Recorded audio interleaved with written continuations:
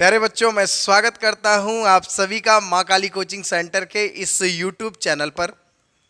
जैसा कि आप सभी देख चुके हैं कि आज हम लोग लेके आए हैं जेब प्रक्रम का एक बहुत ही महत्वपूर्ण टॉपिक जो अक्सर बच्चे नहीं कर पाते हैं, तो उसके बारे में आज हम लोग चर्चा करेंगे। प्रकाश संश्लेषण के बारे में और एकदम डीप से पढ़ाएंगे कि यह प्रकाश संश्लेषण होता क्या है, ठीक है, और ये कब होता है, क्यों होता है, कैसे होता है, ये सारा जानकारी देंगे इस वीडियो के माध्यम से।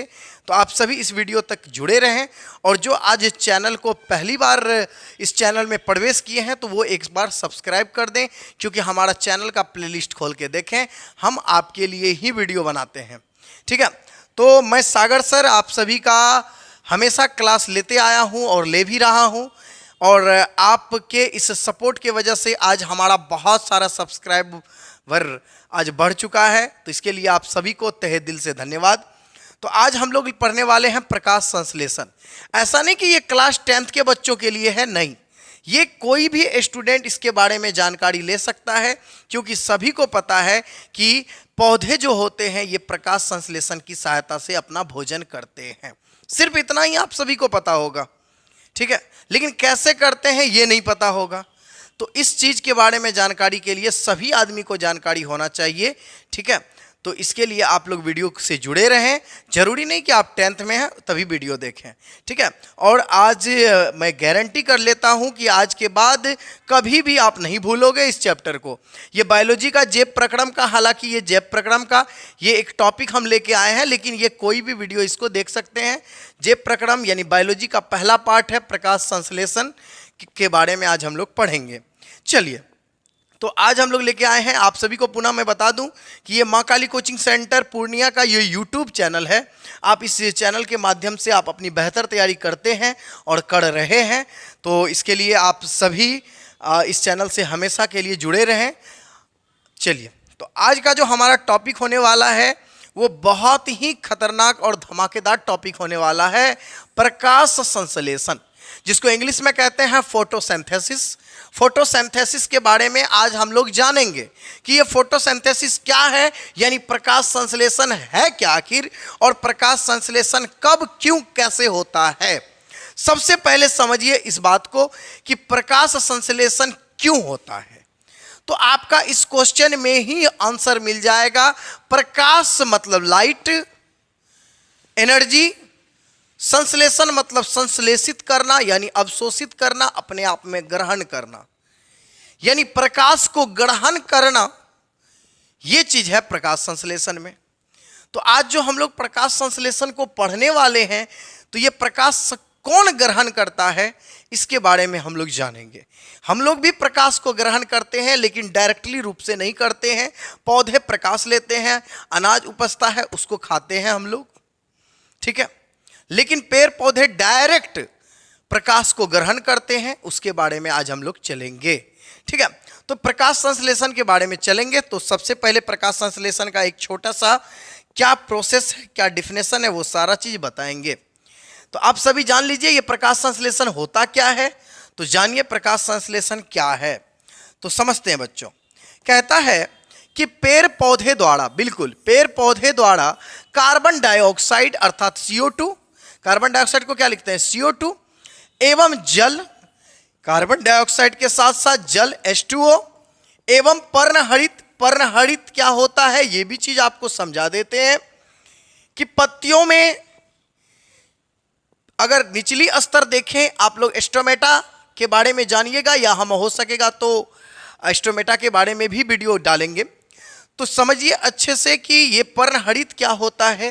तो पर्णहरित जो होता है वो रंध्र जो होते हैं, छोटे छोटे रंध्र होते हैं, पत्तियों के निचले स्तर में छिद्र होते हैं। रंध्र के किनारे में एक सेल होती है जिसको हम लोग गॉड कोशिका कहते हैं, और उसी में पाया जाता है हरित लवक, और हरित लवक में पाया जाता है पर्णहरित। और आप लोग हिंदी से ज़्यादा इंग्लिश नाम सुने होंगे, क्लोरोफिल। जी हाँ बच्चों, क्लोरोफिल किसको कहा जाता है, पर्णहरित को ही कहा जाता है, ठीक है। अब समझ में आया होगा कि पर्णहरित क्या है, ना बच्चा, कि पर्णहरित क्लोरोफिल को ही कहते हैं। वो इंग्लिश नाम क्लोरोफिल है, हिंदी में पर्णहरित कहते हैं, समझिएगा। तो कहता है कि कार्बन डाइऑक्साइड, जल, पर्णहरित, कितने कितने चीज हो गए? कार्बन डाइऑक्साइड एक, जल दूसरा चीज हो गया, तीसरा क्या हो गया? पर्णहरित यानी जो पत्तियों में रहता है, और चौथा हो गया सूर्य का प्रकाश। ये चार चीजों से पौधे को भोजन मिलता है। कितने चीजों से? मात्र चार चीजों से। एग्जाम में अगर पूछा जाए कि पौधे को भोजन के लिए कच्ची सामग्री क्या क्या चीज चाहिए, तो आप लोग समझ तुरंत लिख दीजिएगा, कार्बन डाइऑक्साइड, जल, पर्णहरित और क्या क्या चाहिए बताइए? सूर्य का प्रकाश। यानी कार्बन डाइऑक्साइड, जल और पर्णहरित के माध्यम से सूर्य के प्रकाश की उपस्थिति में, अर्थात जब तक सूर्य का प्रकाश नहीं रहेगा तब तक ये प्रकाश संश्लेषण नहीं होगा। तो पेड़ पौधे द्वारा कार्बन डाइऑक्साइड, जल एवं पर्णहरित के माध्यम से सूर्य के प्रकाश की उपस्थिति में ग्लूकोज का संश्लेषण करना, ग्लूकोज का संश्लेषण करना, इसी को कहा जाता है प्रकाश संश्लेषण। क्या कहा जाता है बच्चों? फिर से समझिए कि पेड़ पौधे द्वारा कार्बन डाइऑक्साइड, जल एवं पर्णहरित के माध्यम से सूर्य के प्रकाश की उपस्थिति में ग्लूकोज का संश्लेषण करना, उसी को कहा जाता है प्रकाश संश्लेषण। यानी ये चार चीज से उन्हें क्या प्राप्त होता है? ग्लूकोज। और ग्लूकोज को वो संश्लेषित कर लेती है पौधे और उन्हें एक ऊर्जा मिलती है। ठीक है, हर इंसान को ग्लूकोज का जरूरी है ना भाई, तो पौधे को ग्लूकोज कैसे मिलेगा? तो चार चीजों से। क्या क्या चीज? फिर से हम बताते हैं, कार्बन डाइऑक्साइड, जल, पर्णहरित और सूर्य का प्रकाश। समझ में आ गया? तो ये चारों चीजों से उन्हें ग्लूकोज मिलता है, तो ग्लूकोज संश्लेषित करती है, इसी को कहा जाता है प्रकाश संश्लेषण। अब आगे आते हैं, प्रकाश संश्लेषण में कौन चीज किसको कहां, पौधे को कहां से मिलता है? समझिएगा, पौधे को क्या कहां से मिलता है इसके बारे में हम लोग पढ़ेंगे। सबसे पहले बताइए कि पौधे को कार्बन डाइऑक्साइड कहां से मिलेगा? CO2 कहां से मिलेगा पौधे को? CO2 मिलेगा वायुमंडल से। CO2 कहां से मिलेगा? वायुमंडल से। सबको पता है वायुमंडल में CO2 कितने % होते हैं? चलिए बताइए फटाफट, कमेंट के माध्यम से बताइए आप सभी कि वायुमंडल में CO2 यानी कार्बन डाइऑक्साइड कितने % होते हैं? इसको कमेंट के माध्यम से आप सभी बताइए। तो कार्बन डाइऑक्साइड वायुमंडल से वो मिलता है। फिर जल कहाँ मिलता है? जल तो जड़ द्वारा मिट्टी से, उनको मिट्टी से जल की प्राप्ति हो जाती है, भूमि से जड़ द्वारा, यानी जल को खींच लेते हैं पौधे। तो जल मिल गया कहां से? जड़ से। कार्बन डाइऑक्साइड कहां से मिल गया? वातावरण से। और सबको पता है सूर्य का प्रकाश कहां से मिलेगा भाई? सूर्य से। स्वाभाविक बात है, सूर्य का प्रकाश कहां से मिलेगा? सूर्य से। ठीक है, और जो चौथा चीज है ना, पर्णहरित, क्लोरोफिल, ये कहां से मिलेंगे? तो पत्तियों में खुद मौजूद रहते हैं। अभी तुरंत आपको बताया ना बच्चों कि पत्तियों में मौजूद होते हैं, और इन्हीं के कारण पत्ते का रंग क्या होता है? हरा भी होता है। पत्ते का रंग कैसे हरा, क्यों, किसके कारण होता है? पर्णहरित के कारण। पर्णहरित के कारण यानी क्लोरोफिल के कारण ही पत्ते का रंग क्या होता है? हरा होता है। फटाफट एकदम बताइए, होता है या नहीं होता है? होता है। ठीक है, अब समझिए, तो आप लोगों को बता दिए कि कार्बन डाइऑक्साइड कहां से मिलेगा पौधे को? पौधे को कार्बन डाइऑक्साइड कहां से मिलेगा? वायुमंडल से। जल जड़ द्वारा मिट्टी से, सूर्य का प्रकाश सूर्य से, और पर्णहरित यानी क्लोरोफिल वो कहाँ होते हैं? तो पत्तियों में खुद मौजूद रहते हैं, जिनके कारण पत्ते हरे होते हैं। हरा जो होता है ना पत्तियां उन्हीं के कारण होता है। इसका देखिए कितना कितना काम है, पत्तियों का रंग हरा करना। दूसरा क्या काम है? ग्लूकोज का संश्लेषण करने में मदद करना। अरे भाई, ग्लूकोज बनाने में तो किसका भूमिका है? क्लोरोफिल का ही ना, पर्णहरित का ही तो ग्लूकोज बनाने में भूमिका है। चलिए अब आगे बढ़ते हैं। ठीक है, ये एक छोटा सा डायग्राम आप सभी देख सकते हैं डिस्प्ले पर कि ये पत्ती है, और देखिए आप देखिए ये जल मिल रहा है इनको, कहाँ से? जड़ द्वारा आया है। CO2 इसको वायुमंडल से मिल रहा है। सूर्य की ऊर्जा इन्हें मिल रही है सूर्य से। ठीक है, ये O2 बाद में रिलीज करता है, वो बताएंगे आप सभी को एक पिक्चर के समीकरण के सहायता से। तो हरी पत्तियों में प्रकाश संश्लेषण की ये क्रिया होती है, ठीक है। अब ये हरित लवक इसी में होते हैं मौजूद, यानी जिसको हम लोग क्लोरोफिल कहेंगे और पर्णहरित कहेंगे। चलिए फिर आगे बढ़ते हैं हम लोग। समझिए ये एक छोटा सा रासायनिक समीकरण है। इस समीकरण के माध्यम से आप अगर केमिस्ट्री पढ़ते हैं तो इस समीकरण के माध्यम से आप सभी आसानी से जान जाते हैं कि किनको इनको क्या क्या चीज़ जरूरी है। सबसे पहले कार्बन डाइऑक्साइड जरूरी है।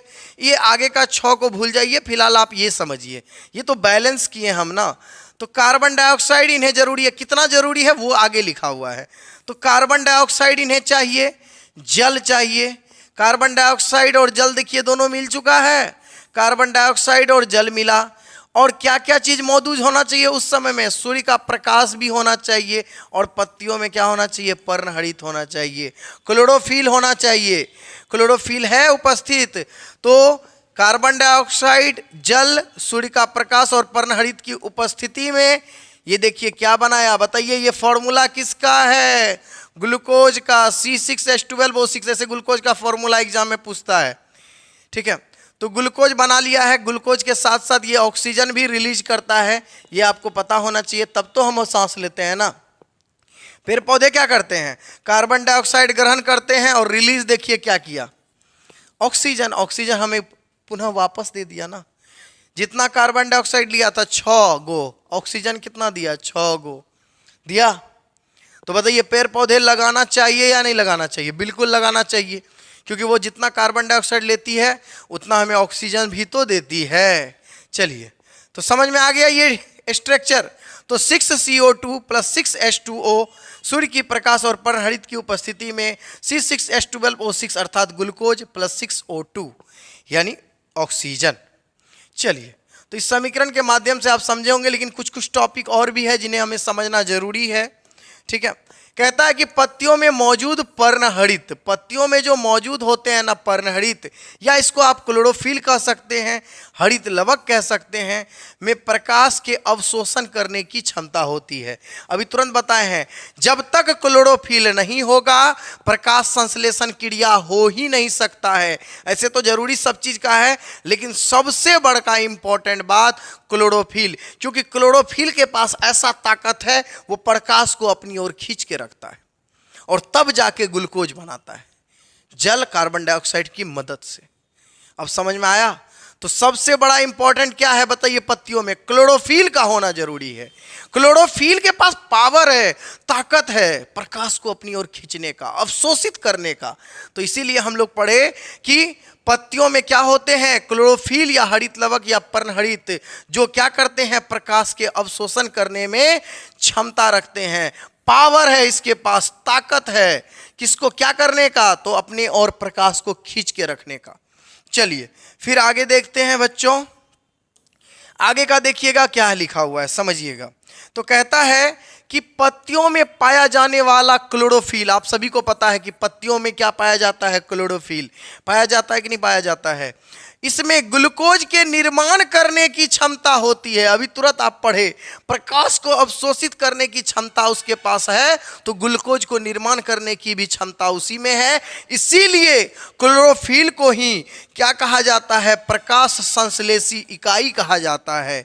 क्या कहा जाता है, प्रकाश संश्लेषी इकाई कहा जाता है। एग्जाम में ये क्वेश्चन पूछा है बच्चों कि क्लोरोफिल को प्रकाश संश्लेषी इकाई क्यों कहा जाता है, तो आपका सरल सा आंसर होगा कि पत्तियों में पाए जाने वाला जो क्लोरोफिल होता है इसमें ग्लूकोज के निर्माण करने की क्षमता होती है, इसीलिए क्लोरोफिल को क्या कहा जाता है, प्रकाश संश्लेषी इकाई कहा जाता है। तो बच्चों बताओ प्रकाश संश्लेषण समझ में आया या नहीं आया, कैसा लगा आपको प्रकाश संश्लेषण? आप एकदम कमेंट के माध्यम से बताइए क्या आपको समझ में आया या नहीं समझ में आया, फिर से बोलिए, फिर से समझाएंगे। और देखिए आपका ये जो है सेशन, ये जो आपका ये जो प्रकाश संश्लेषण वाला टॉपिक है ये समाप्त हो चुका है। तो प्यारे बच्चों मिलेंगे हम नेक्स्ट वीडियो में, तब तक के लिए धन्यवाद।